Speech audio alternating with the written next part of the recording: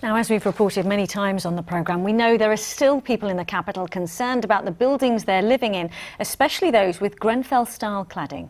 Well, today, London's mayor and his counterpart in Manchester joined residents protesting in Westminster who are calling on the government for financial help to make their blocks safe. As Caroline Davis reports, some have told us they feel like they're being ignored and that their lives are on hold.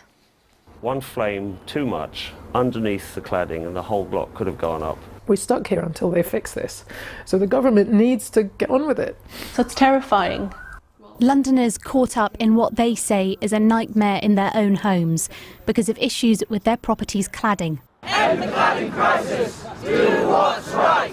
Today they joined together to protest outside Parliament.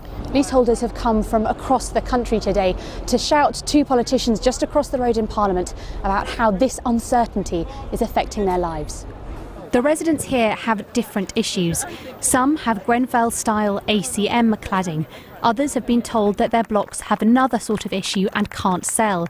And some say they are still to find out what their cladding is. So a lot of us are living in a limbo. We have unmortgageable properties, we can't sell properties, and most of all, we don't know if they're safe. What have we done to deserve, £50,000 to £80,000 bills now, and for the benefit of living, in what is now still a fire trap?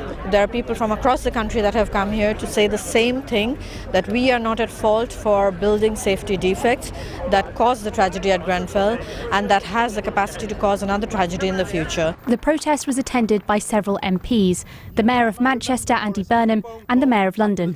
What the government should do is, in the forthcoming budget in 2 weeks' time, announce that they will pay for all the dangerous combustible cladding to be removed from their homes and replaced by safe cladding to make sure their homes are fit for purpose. There can be an argument later on about whether the developer pays or the freeholder pays. But the argument is continuing, and until it's resolved, these leaseholders don't know what the future will hold. Now, what the government have told us is that they have committed £600 million to removing Grenfell-style, that's ACM cladding, from blocks. What is becoming increasingly clear is that this issue is bigger than just ACM cladding. There are more leaseholders who are finding out that they have issues with other types of cladding, the insulation or the installation of the cladding on their blocks, and they are not covered at the moment by any government fund. Now, the government have also told us that there is no excuse for building owners not ensuring residents are safe in their homes. But I understand that many building owners are saying that the government have essentially moved the goalposts on what is considered to be safe, and as a result, they should be the ones that are fitting the bill. Now, if the government do decide that they're going to fit the bill, how big could that be? We just don't know. We don't know how many blocks are at this stage affected by these different types of cladding, and we don't know what cost that could come at either. It could be in the billions of pounds. Meanwhile, leaseholders are waiting for their blocks to be fixed. They're waiting to find out when they will be fixed, how much that will cost, and who will be paying for it. OK, with the latest there from Westminster. Carrie, thanks ever so much.